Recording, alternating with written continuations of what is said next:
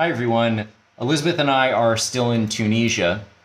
We're in the house of a friend. So I'm going to give a critique of this house in a future video. But in this short video, I'm just going to talk about our experience here in Tunisia. Not show any videos, but just kind of describe our experience. So I'll make it brief. Tunisia is an interesting country. The languages are French and Arabic. And not many people speak English, so my French is like 20 years out of date, and I'm no longer conversational. So we've hired an expat assistant to help us with a lot of what we're doing here. Some of the things we're trying to do are, one of them at least, is get married. So we are working on getting married here, and that's a complex process. There's a lot of bureaucracy. And one of the most unique things is that we had to visit a doctor and have a bunch of tests run, which is unusual. Most countries don't force you to visit a doctor and be tested for various things. So that doctor's visit, we had to pay for. We had to pay for the tests. And then thankfully, the documentation that we get from that is in French. But apparently a lot of the documentation has to be translated into Arabic. Not all of it has to be translated. I think it has to be translated into Arabic, or maybe the French will work, but definitely our passports, our birth certificates, and we also had to get documentation from our embassies. Elizabeth had to get documentation from the Brazilian embassy, and I had to get documentation from the American embassy to say that we certify that we're both single.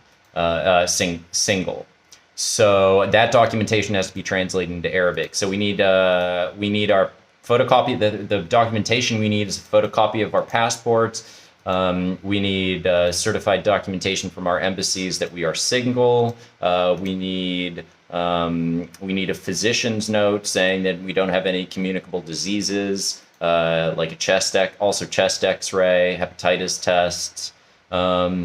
So that's kind of what we've been doing here. In Tunis, there's a lot of trash here. It hasn't been too pleasant of an experience. We're currently staying by a beach, and we don't want to swim in the water here because the first day we walked down to the beach and kind of like weren't looking around that much. And then we walked into the water, and then we noticed we were kind of wading into trash on the beach. And then we kind of looked around and then began looking at the beach, which we were kind of oblivious to before. And there's trash all over the beach. Literally, Tunis is just filled with trash. We've gone to a few of the archaeological sites, the Roman ruins, and they are filled with trash. There's trash everywhere here. Every day when we're driving, we see people throwing trash out the window. In another video, I'll show you some of the trash situation here. It is horrible. And the culture is such that every day we see people just throwing trash, including young kids with their parents. They're just throwing trash right outside their front door, just throwing trash on the street. Drivers constantly throwing trash, people shopping at stores, just walking outside and throwing trash. The culture is not so great in that respect. We've been stopped a couple times by police. So they have checkpoints, just random checkpoints as you're driving. The police officer will just kind of like signal your car, pull you over. Luckily, we're tourists, and we have our car, the back of our car shows that we're tourists. So it hasn't been too big of an issue for us. Once I had to show my driver's license, every single time, aside from once, I had to show the registration for the vehicle. One time we were pulled over, and I just spoke to the guy, and he's like, "Oh, you're a tourist. Just go ahead. I don't want to see your documentation."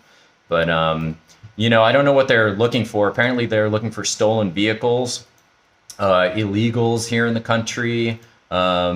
They haven't searched our car.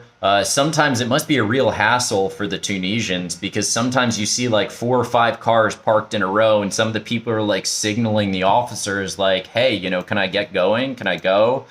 And the officers are sometimes just standing around chatting. So it's, if we had the chance to redo it, I don't know if we would come to Tunisia. We also had to stay in quarantine. There are countries that we now realize that we wouldn't have had to go to quarantine. And be in quarantine for 10 days. Tunisia's not that inexpensive. Some things are less expensive, but we've ended up paying a fair bit of money. The place we're staying in, thankfully, we're paying less than what we would pay if we were staying in an Airbnb, and getting a little bit more. But I have a lot of critiques of this place. So not so great in many ways. The internet here is also really terrible. No noise ordinances for the last 4 nights. The place we've been staying in, just it's kind of a marina harbor close by. They've had loud parties 4 nights in a row.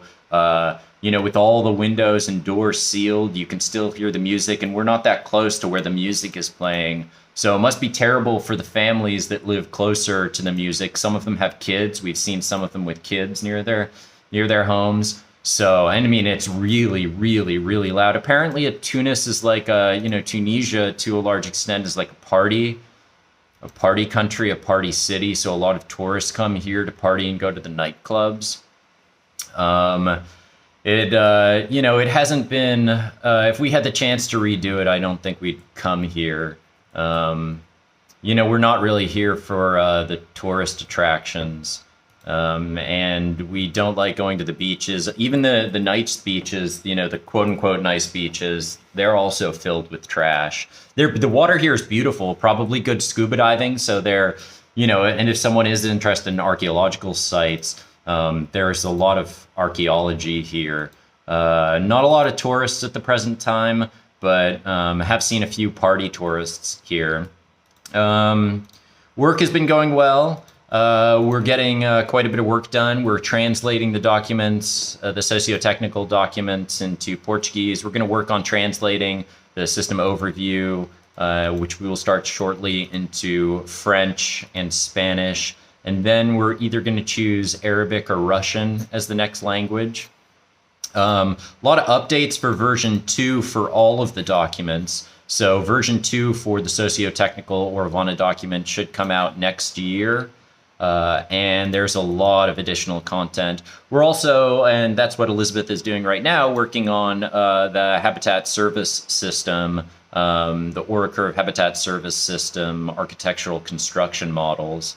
We are kind of reevaluating, obviously, the 3 floors. A lot of materials, going to be a lot of cost. The initial estimate was $800,000 for construction of that in Brazil.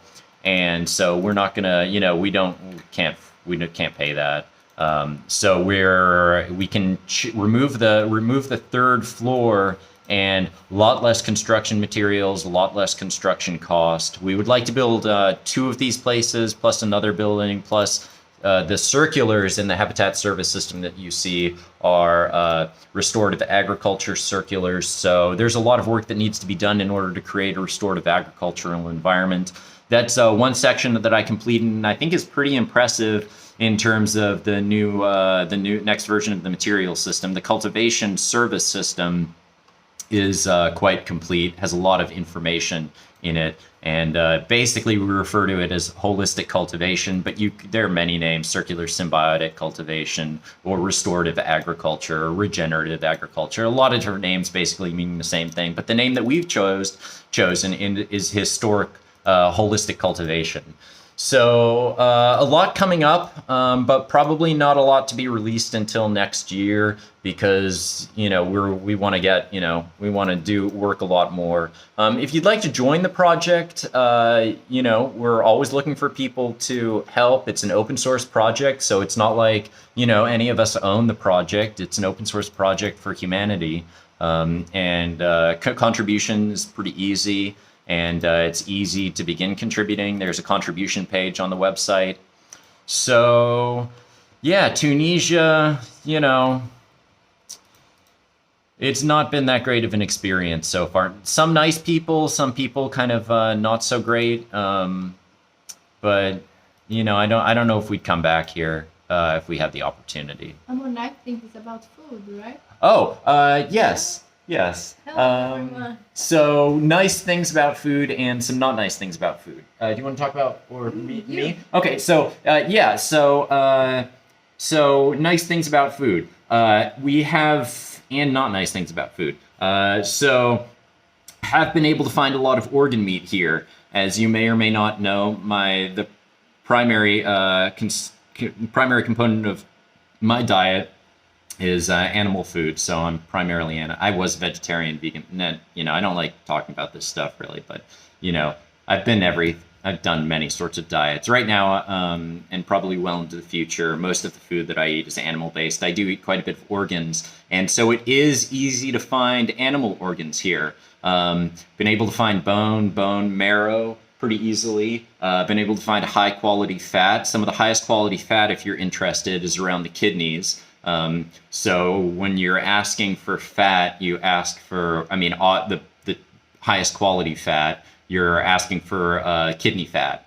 So I don't know if you know anything, but it's like you can almost eat it raw. It basically melts in your mouth. A lot of testicles. I like eating testicles, and testicles are easy to find here. So in terms of meat, and especially organ meat, both cow and goat, it's very easy to find that sort of meat here. The fish, we haven't been eating so much fish here because of the pollution around here. When I say there's trash everywhere, I literally mean there's trash everywhere. It's horrible. It's And horrible experience. the beaches are horrible. Absolutely horrible. Literally, we were swimming in trash on one of the beaches, and we got out and we haven't been back to the beach. We haven't been swimming here in the ocean. Even walk is difficult.